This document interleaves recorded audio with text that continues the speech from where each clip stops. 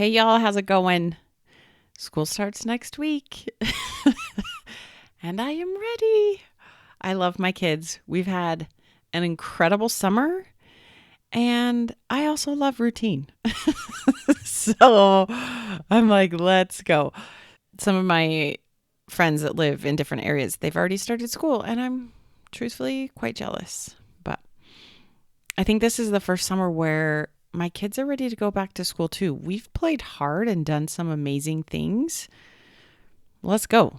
About a week ago, the weather changed where it went from just being that like steaming hot all the time to it still gets warm, but it definitely cools off.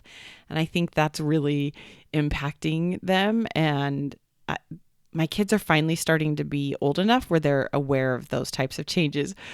One of my 7-year-old twins to me the other day, it was like the first gray day we'd had in a while. We were driving in the car and she goes, Mom, sometimes when it's dark and gloomy like this, it makes me just feel like sad and dark inside. But today I kind of like it. And I was like, oh, wise one. So true. It's good. Sometimes we need a gray day. Today we're talking return to office. This is a hot topic. I'm hearing we all have a lot of opinions, and let's be honest, they're not great ones. I've met very few people who are really excited by this. Some folks are kind of indifferent because they've either been going to the office or it doesn't really impact them, where others are angry.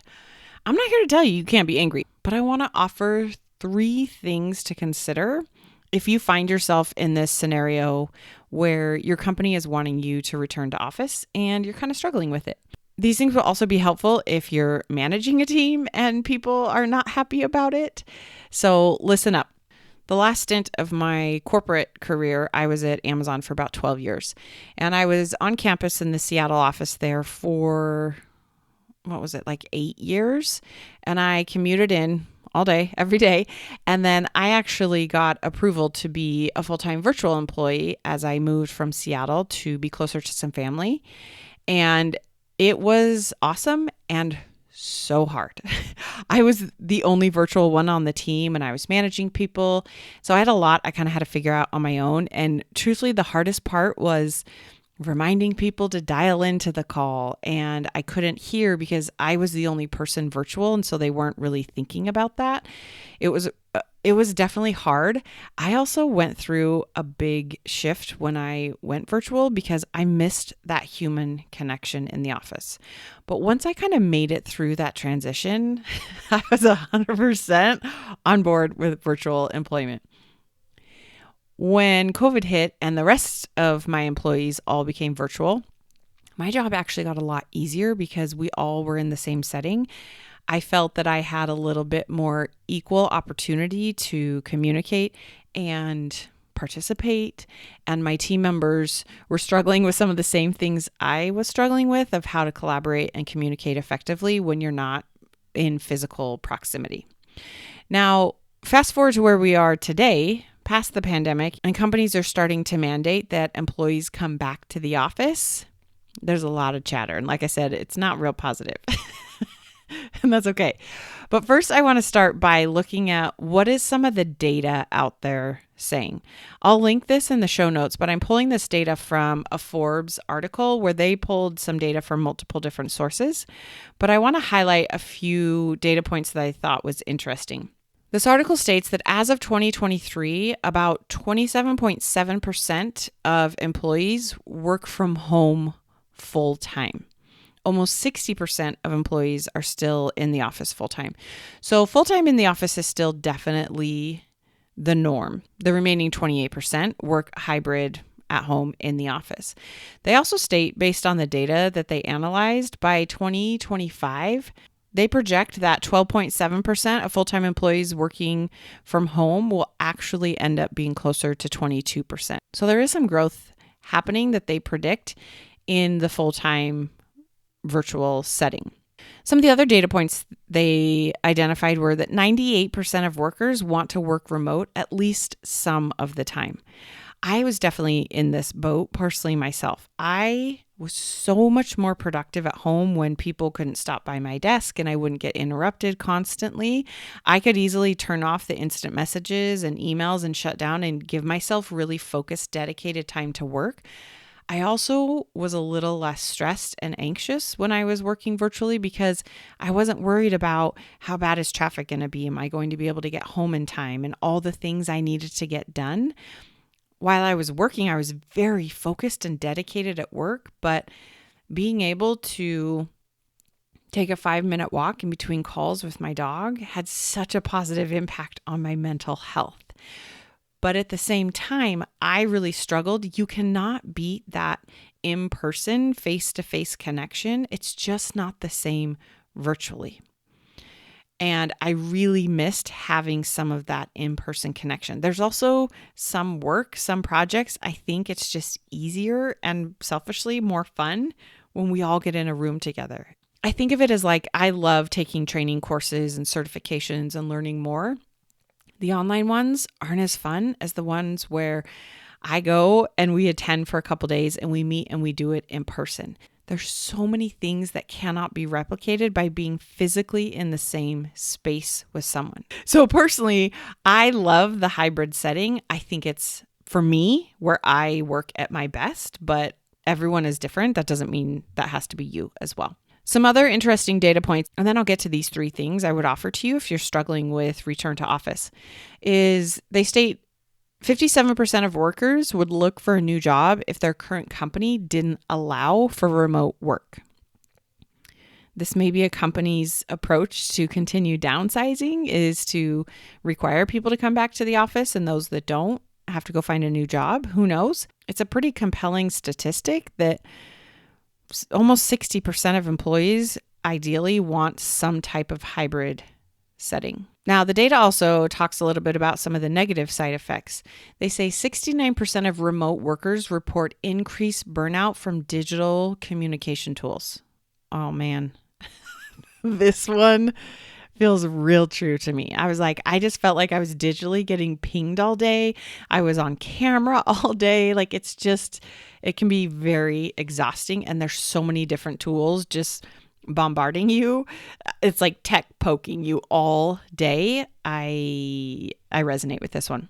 And the other thing that I spoke to a little bit is they say 53% of remote workers say it's harder to feel connected to their coworkers. So there's data that shows the pros and the cons, jury's out, but at the end of the day, these companies are allowed to set and choose their own policies, whether we like them or not, unfortunately. That's kind of how things are set up here in corporate America. So how do you deal with this anger and frustration you may be having as your company is changing their return to office status? The first thing I would offer to you is to think about if you're finding that you're really angry, like you're just so mad and ticked off about it, you're allowed to. I'm not saying don't be, but I want you to really take a step back and think about what is it that you're so angry about? What is it that you're actually feeling? Anger is an emotion that's a signal to your brain and to your body. There's something else going on with you that you're not giving yourself permission to acknowledge and feel and process and deal with. If you think of your emotions on a scale with neutral being in the middle, anger is much further down on that negative emotion side than feeling annoyed or disappointed or worried or anxious. If that scale is energy and tenseness, anger has a lot more energy and feeling to it than annoyed and disappointed. Psychologists refer to this as a secondary emotion. There is a primary emotion that comes first before the anger. Now, the anger could be very fast and very quick, and I'm not going to go into all the details of secondary emotions today. But whenever you find yourself in this like just angry, ticked off state, take a minute and try to identify what is the feeling you're trying not to feel, that you're avoiding feeling, that's gotten you to this anger place. Maybe you're feeling really disappointed because maybe I've heard of people that had virtual setting approved before the pandemic that are now getting that revoked. And maybe it's disappointing to believe you work for a company that doesn't honor their commitments. You're allowed to feel that. It's a normal, natural thought. Go all in on that. It's okay. Let's be disappointed. Let's not be angry about it. We don't need to intensify it. Maybe you're feeling really annoyed because you keep thinking how, once again, the company has changed to whatever they want without acknowledging how it may impact their employees. Makes sense. You're allowed to. Go be annoyed. We don't need to be angry about it. Maybe you're feeling stressed because it's put a time crunch on your schedule because now you're going to have to deal with traffic and traveling. It's okay. But let's go be stressed. Let's go be disappointed. Let's go be annoyed. We don't need to be angry. Let's stay in that first primary emotion that is real and true and that's happening for you. Second thing I would offer to you is choose how you want to connect and talk about this and think about it on purpose. This is where you get to choose how do you want to manage your brain through this process. And again, I'm not here to tell you you got to love it and be happy and excited at all. But first, we're going to choose to feel and deal with that primary emotion that's coming up. And second, choose how you want to talk about it on purpose. Because you know what? Complaining how low morale is and how terrible of a thing making employees return to offices and how it's not helping morale, you talking about that and instant messaging your coworkers and going to lunch and whining and complaining about it is just adding to the low morale. You're not boosting morale when you're complaining how low morale is.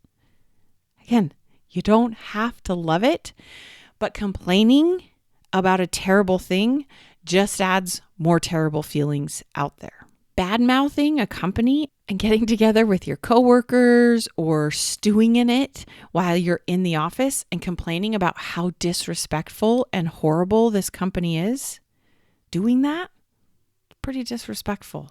It makes you feel horrible. Manage your brain on purpose. Stop whining and complaining about it. That is where we get to anger. When we will not allow ourselves to feel whatever's coming up and we just are seeking validation and approval that we're allowed to feel disappointed and annoyed and stressed, you're just going to keep spinning in it. That's not giving yourself permission to be annoyed.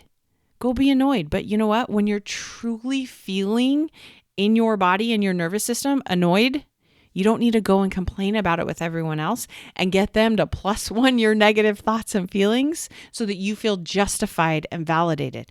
Just go be annoyed. Go take a 5-minute walk. Go listen to angry music. Go scream in a pillow. Go do whatever you need to do to feel annoyed. Whining and complaining about it isn't going to get you where you want. Like I said, I think one of the huge benefits of going to the office is that connection we can have with people. I would offer to you to make a point not to connect over the negative, but connect over the humanness of it. You still are going to want to talk about it. It's still going to come up, but let's not hate on it. Let's get curious and talk to people. Say, what are you struggling with the most? How are you managing the shift in your schedule with the commute? What have you found? What's working? What's not working? How can we make this fun? What's something crazy we want to do? What's your long-term plan? Are you thinking of staying at the company in this setting, right? Get curious. It's okay to talk about it, but let's not just talk about it from the sense of being angry. Okay, I'll get off my soapbox there, but I'm like, give yourself permission to feel what's coming up. Choose how you want to connect and think about this on purpose. And the third thing I'd offer to you is take advantage of this change to make some changes for yourself. If your company has mandated return to office a few days or every day, they have set very clear boundaries with you.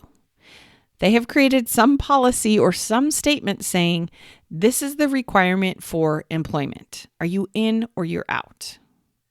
You're allowed to do the same. I saw a meme the other day that I laughed at. I was like, ooh, that felt true. Where someone was saying, oh, my company has a hybrid work setting. Monday through Friday, we work in the office, and Saturdays and Sundays, we work from home. And I was like, yeah, that doesn't feel good. Guess what? This is your chance to change if you want. If your company's requiring you to come into the office every day to work, maybe this is your chance to stop working from home so much in the off hours. Now, I don't encourage this from this like angry, flippant, throw it back in their face, I'll show you mentality, because that's just going to make you feel terrible again. But maybe this is your chance to say, yeah, I'd love to get that project done. I just don't have the bandwidth. When I come into the office on Monday, I'll get started on it. Who knows? This is a change. Everything's up in the air. Look for opportunities to change and shift those things that are frustrating you that you've been telling yourself you want to change forever. Maybe this is your opportunity to stop checking your email on your phone the very first thing you do when you wake up in the morning. Maybe this is your chance to give your brain a little rest and let it play and do things it likes. And commuting into work on public transit, maybe you're not going to work and get ahead on things. Maybe you're going to listen to an audiobook or a podcast or read a book or listen to music really loud. If you're driving to and from work, maybe you use that time to connect with someone and call a different friend every day and do something not work related. Use that time for you and what you need to take care of you. This is a change. Don't just take the change that's being set for you. Choose what changes you also want to try and implement. Now, I can hear your big, yeah, but question out there of, I need a job. I can't just say no. Make sure you're subscribed to the podcast, because in next week's episode, I'm going to address this. I'm going to talk about how do you have stability and security in your job? How do you have these boundaries? How do you not work crazy hours? How do you not constantly be stressed and overwhelmed and freaking out and thinking about work so that you can feel stable and secure in your work? So I'm going to address that next week. But this week, I would offer to you to focus on these 3 things. 1, let's take a step back from anger and give ourselves permission to feel whatever that thing is that we're really feeling. 2, let's choose how we want to think about this and how we want to connect with people about it on purpose. And 3, look for those things you've been telling yourself you want different and just pick one and let's start changing it with this change in the work setting. Okay, y'all, you know I'm your biggest fan. You're amazing. Don't forget to tell yourself that today. You've got this. We'll talk soon. If what you're learning from this podcast is helping, this is just the beginning. Each week, I offer a limited number of coffee chats so that you and I can connect one-on-one and talk specifically about what's going on for you. You'll leave this call feeling more hopeful and motivated, but I'm also going to teach you a few things to try right away to get unstuck. Space is very limited and these are free, so grab your spot before they're gone. Click the link in the show notes or go to lindsaylymancoaching.com/chat and sign up today. You got this.